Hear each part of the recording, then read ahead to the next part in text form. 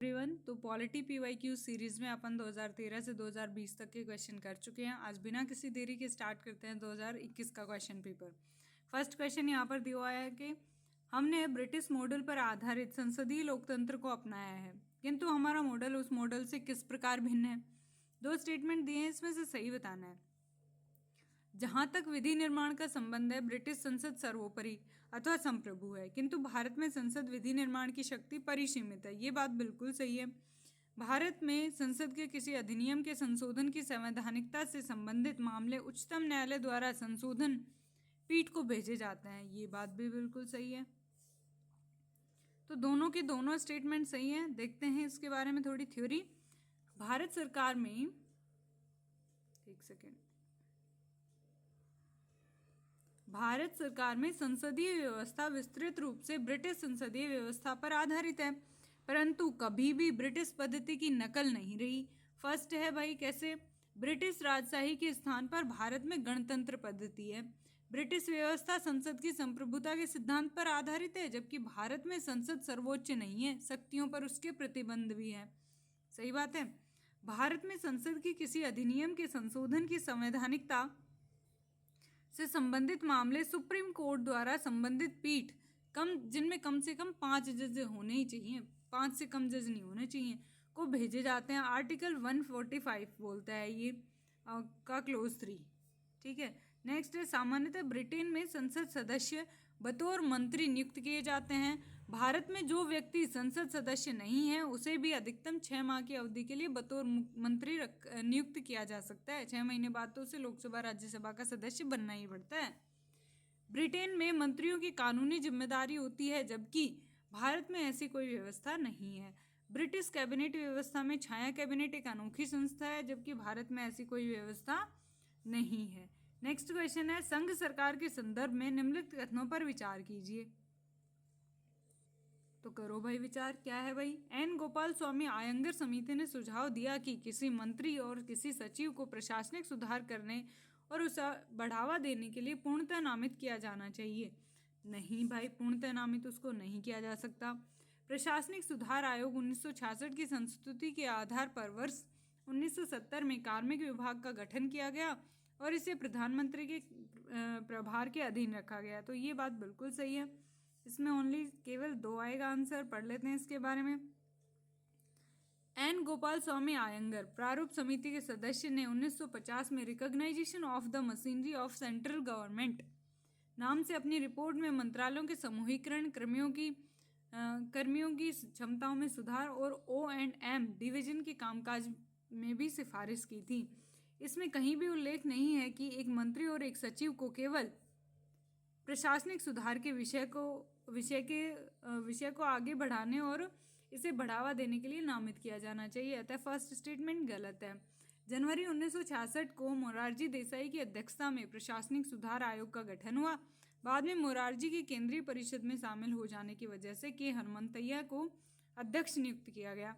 आयोग ने अपनी पहली रिपोर्ट 20 अक्टूबर 1966 को तथा दूसरी रिपोर्ट कब प्रस्तुत करी भाई? दूसरी रिपोर्ट प्रस्तुत करी है 30 जून 1970 को पेश की, जिनमें कुल 578 सुझाव दिए गए थे। इनमें से प्रमुख कौन कौन से थे? लोकपाल और लोकायुक्त की नियुक्ति की जाए, प्रधानमंत्री के अधीन कार्मिक विभाग की स्थापना की जाए, संविधान के आर्टिकल 263 के तहत अंतर्राज्यीय परिषद की स्थापना की जाए, प्रशासनिक और सार्वजनिक जीवन का दीर्घ अनुभव रखने वालों को ही राज्यपाल का पद पर नियुक्ति करी जाए। ठीक है भाई। नेक्स्ट क्वेश्चन है, भारत के संविधान के किस आर्टिकल के अंतर्गत निजता का अधिकार संरक्षित है? भाई कितनी बार आएगा? आर्टिकल 21। पुट्टा स्वामी केस निजता का अधिकार एक मौलिक अधिकार है जिसे आर्टिकल 21 के अंतर्गत संरक्षण प्राप्त है। अतः स्टेटमेंट सी मतलब ऑप्शन सी सही है। नेक्स्ट क्वेश्चन है, निम्नलिखित कथनों पर विचार कीजिए। भारत में कोई ऐसा कानून नहीं है जो प्रत्याशियों को किसी एक लोकसभा चुनाव में 3 निर्वाचन क्षेत्रों से लड़ने से रोकता है। भाई अब तो है फिलहाल। तो फर्स्ट स्टेटमेंट तो गलत है। सेकंड स्टेटमेंट देखते हैं। 1991 के लोकसभा चुनाव में श्री देवीलाल ने 3 लोकसभा निर्वाचन क्षेत्रों से चुनाव लड़ा। ये बात बिल्कुल सही है, क्योंकि ये जो बहुत सारी जगह से चुनाव लड़ने का सीन था ना, ये सिर्फ 1997 तक था, उसके बाद बंद कर दिया था। वर्तमान नियमों के अनुसार यदि कोई प्रत्याशी किसी एक लोकसभा चुनाव में कई निर्वाचन क्षेत्रों से चुनाव लड़ता है तो उसकी पार्टी को उन निर्वाचन क्षेत्रों के उपचुनाव का खर्चा उठाना चाहिए जिन्हें उसने खाली किया है, बशर्ते वह सभी निर्वाचन क्षेत्रों में विजयी हुआ हो। तो भाई ये विजयी होता है तो ये नहीं उठाता, सरकार उठाती है। देखते हैं एक बार, ये क्वेश्चन जो है यूपीएससी ने डिलीट कर दिया था, देखते हैं क्यों। लोकसभा प्रतिनिधित्व अधिनियम 1951 की धारा 33 क्लोज 7 के अनुसार एक व्यक्ति 2 या 2 से अधिक निर्वाचन क्षेत्रों से लोकसभा या विधानसभा का निर्वाचन नहीं लड़ सकता, परंतु 1996 से पहले तक 2 से अधिक निर्वाचन क्षेत्रों से चुनाव लड़ सकते थे कि जब आरपीए में संशोधन किया गया तो 2 से अधिक निर्वाचन से चुनाव नहीं लड़ सकते। 1991 के लोकसभा चुनाव में श्री देवीलाल ने 3 लोकसभा निर्वाचन क्षेत्रों से चुनाव लड़ा था, जिसमें सीकर, रोहतक और फिरोजपुर लोकसभा के साथ साथ एक विधानसभा घिराई से भी चुनाव लड़ा था। यदि कोई प्रत्याशी किसी लोकसभा चुनाव में कई निर्वाचन क्षेत्रों से चुनाव लड़ता है तो उन निर्वाचन क्षेत्रों के उपचुनाव का खर्चा इलेक्शन कमीशन ऑफ इंडिया द्वारा उठाया जा सकता है, बशर्ते वह सभी निर्वाचन क्षेत्रों से विजयी हुआ हो। आरपीए 1951 के संबंधित क्वेश्चन यूपीएससी हर वर्ष पूछता है भाई, थोड़ा ध्यान दे लेना, ठीक है भाई। नेक्स्ट क्वेश्चन है भाई, निम्नलिखित कथनों पर विचार कीजिए। शहर का अधिकार एक सम्मत मानवाधिकार है। इस संबंध में संयुक्त राष्ट्र हैबिटेट यूएन हैबिटेट प्रत्येक देश द्वारा की गई प्रतिबद्धताओं को मॉनिटर करता है। शहर का अधिकार शहर के प्रत्येक निवासी को शहर में सार्वजनिक स्थानों को वापस लेने, रिक्लेम और सार्वजनिक सहभागिता का अधिकार देता है। भाई ये मुझे नहीं पता। शहर का अधिकार जो है इसका आशय यह है कि राज्य शहर की अनाधिकृत बस्तियों को किसी भी लोकसभा अथवा सुविधा से वंचित नहीं कर सकता है। तो इसमें स्टेटमेंट 2 और 3 सही है, फर्स्ट स्टेटमेंट गलत है, क्यों देखते हैं। शहर का अधिकार एक शहर, कस्बे, गांव के सभी निवासियों का व्यक्तिगत और सामूहिक अधिकार है जो उसके लाभों के बराबर हिस्से का और इसके विकास में भाग लेने का है। यह पहली बार 1967 में फ्रांसीसी दार्शनिक हेनरी लेफेवेवर द्वारा लेड राइट ए विले the right to the city पुस्तक में अवधारणा थी। 2016 में क्वेटो, इक्वाडोर में आयोजित आवास एवं सतत शहरी विकास हैबिटेट 3 पर संयुक्त राष्ट्र सम्मेलन में अपनाए गए न्यू अर्बन एजेंडा में इस पर चर्चा की गई थी। इसे एक नए वैधानिक अधिकार के रूप में नहीं देखा जाना चाहिए, बल्कि केवल कई मानवाधिकारों की प्राप्ति की मांग को मजबूत करने के लिए एक अभिव्यक्ति के रूप में देखा जाना चाहिए। अतः संयुक्त राष्ट्र हैबिटेट प्रत्येक देश द्वारा की गई प्रतिबद्धताओं को मॉनिटर नहीं करता है। नेक्स्ट है, इनमें से अन्य बातों के साथ साथ मानवाधिकार शामिल है। पर्याप्त आवासों, पानी और सफाई व्यवस्था, बिजली सहित बुनियादी सेवाएं, काम, आजीविका, भोजन, स्वास्थ्य देखभाल, सतत परिवहन, ऊर्जा, शिक्षा, स्वच्छ और स्वस्थ वातावरण, सामाजिक सुरक्षा, लैंगिक समानता सहित समानता, भागीदारी और जानकारी, भागीदारी और सुरक्षा, गोपनीयता और हिंसा से मुक्ति आदि। अतः स्टेटमेंट 2 और 3 सही है। शहर के अधिकार की अवधारणा आज के शहरों में बहिष्करण, विकास, चयनात्मक लाभ, साझाकरण, हास्यकरण और भेदभाव से निपटने का साधन है। संयुक्त राष्ट्र हैबिटेट 3 आवास और सतत शहरी विकास पर संयुक्त राष्ट्र सम्मेलन 17 से 20 अक्टूबर 2016 तक क्वेटो, इक्वाडोर में हुआ था।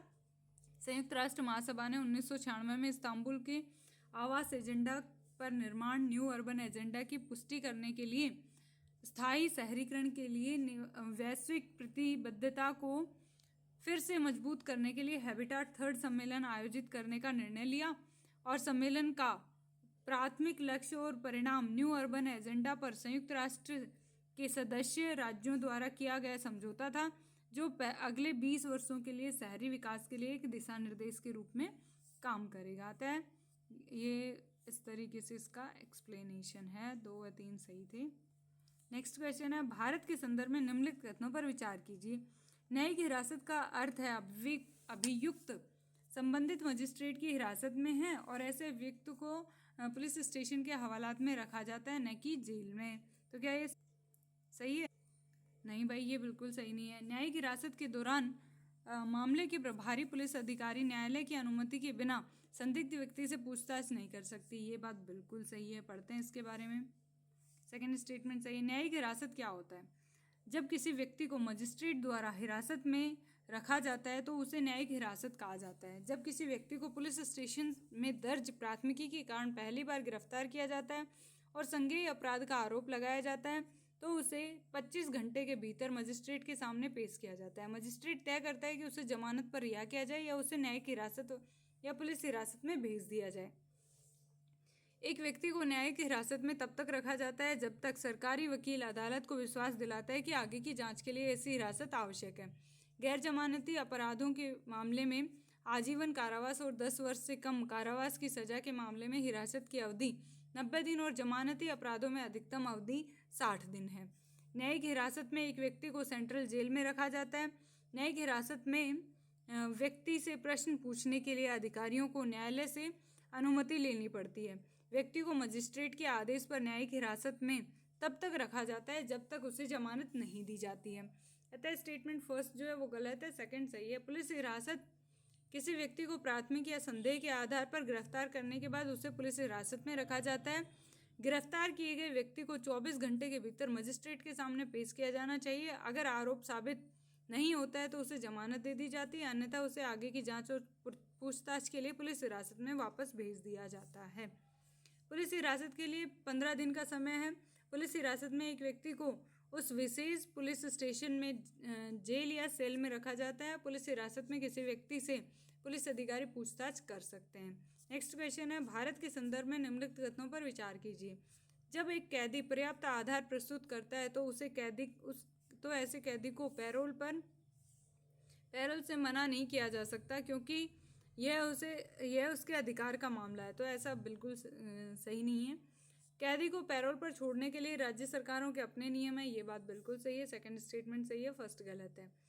पैरोल को एक कैदी की सशर्त रिहाई के रूप में परिभाषित किया गया है। पैरोल द्वारा प्राप्त करने की प्रक्रिया निम्न है। एक दोषी पैरोल मांगता है और याचिका दायर करता है।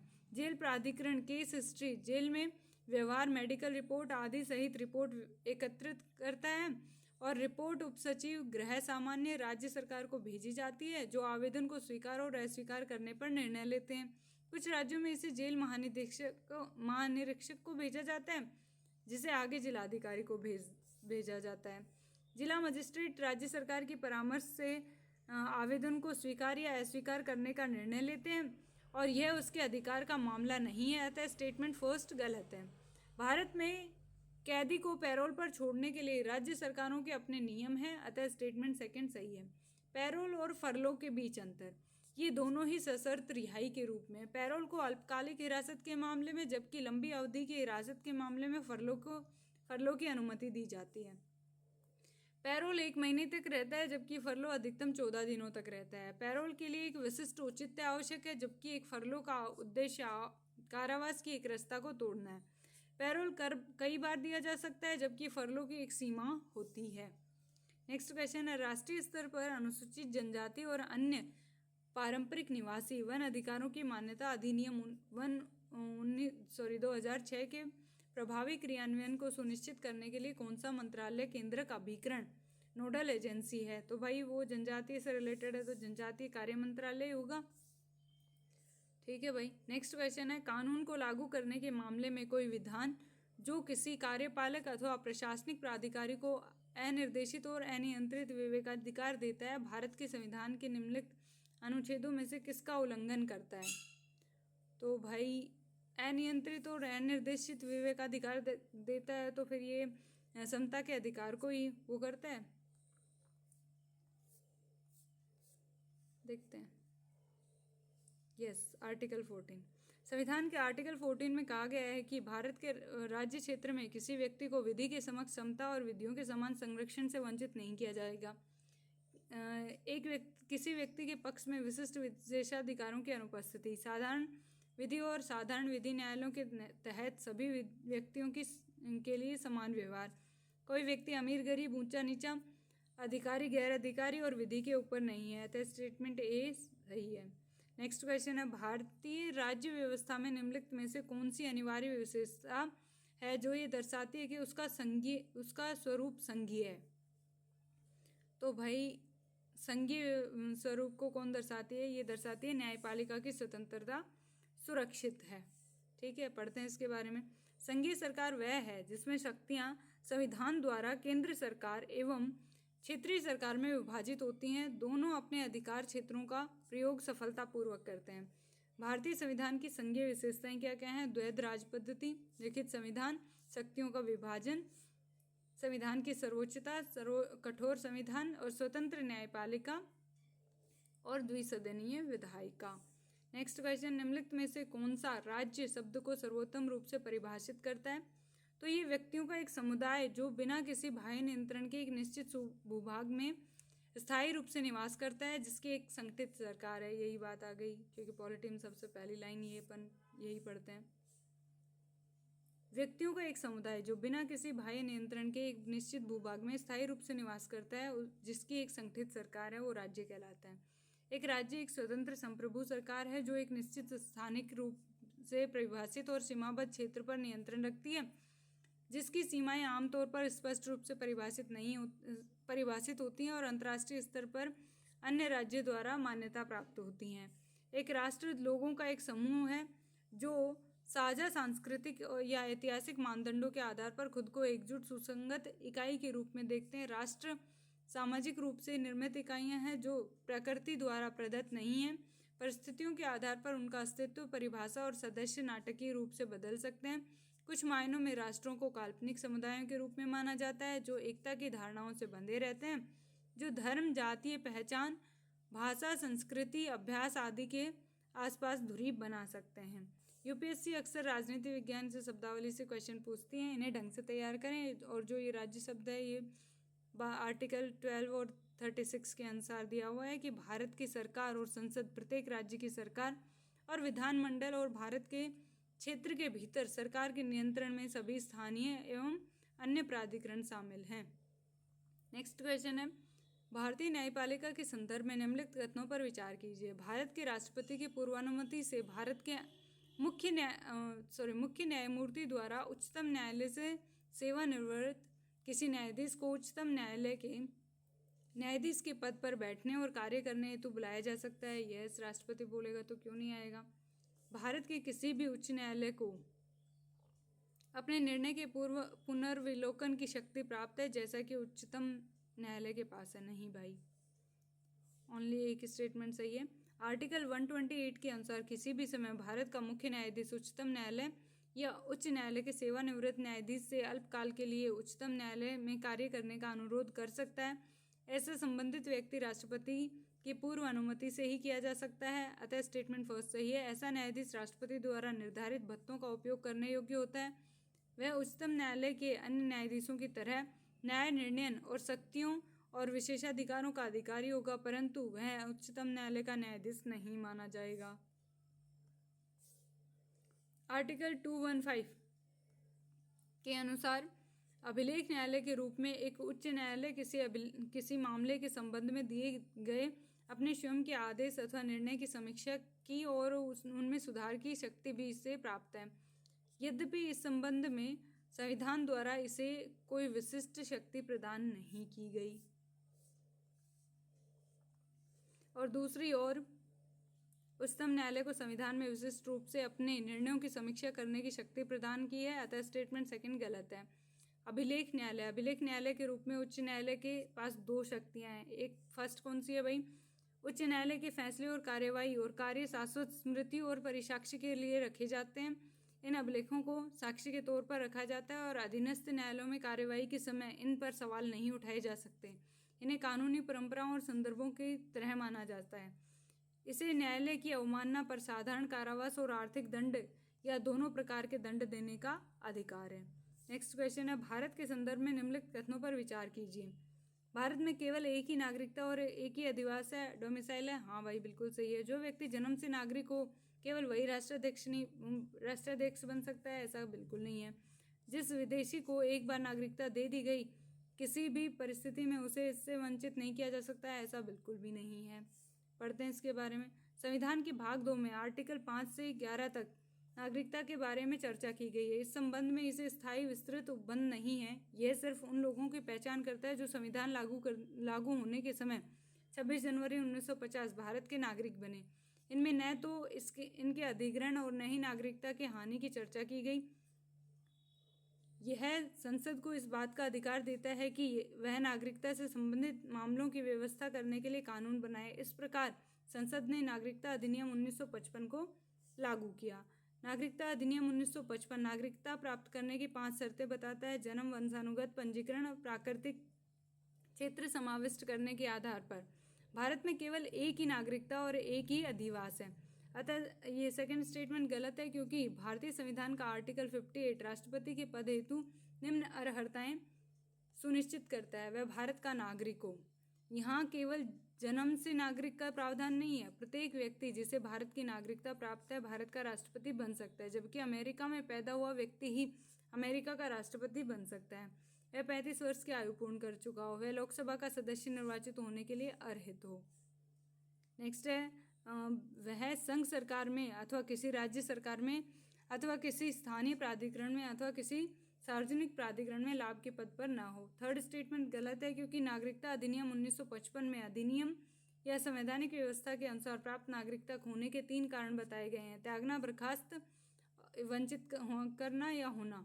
भारत सरकार निम्नलिखित में से किसी भी आधार पर किसी व्यक्ति को भारतीय नागरिकता से वंचित कर सकती है: संविधान के प्रति निष्ठा न रखने और संविधान में आस्था न रखने वाले व्यक्ति को, युद्ध के समय शत्रुओं की सहायता करने वाले व्यक्ति को, यदि किसी व्यक्ति ने कपटपूर्वक या गलत तरीके से भारतीय नागरिकता अर्जित की है तो उसको भी हटाया जा सकता है। देशीकरण और पंजीकरण द्वारा नागरिकता प्राप्ति के 5 वर्ष के अंदर किसी अन्य देश द्वारा 2 वर्ष की सजा दिए जाने पर, किसी भारतीय नागरिक स्त्री पुरुष द्वारा दूसरे देश के स्त्री पुरुष के साथ विवाह करने पर, लगातार 7 वर्षों से भारत से बाहर रहने पर। नेक्स्ट क्वेश्चन है, निम्नलिखित में से कौन सा कारक किसी उदार लोकतंत्र में स्वतंत्रता की सर्वोत्तम सुरक्षा को नियत करता है?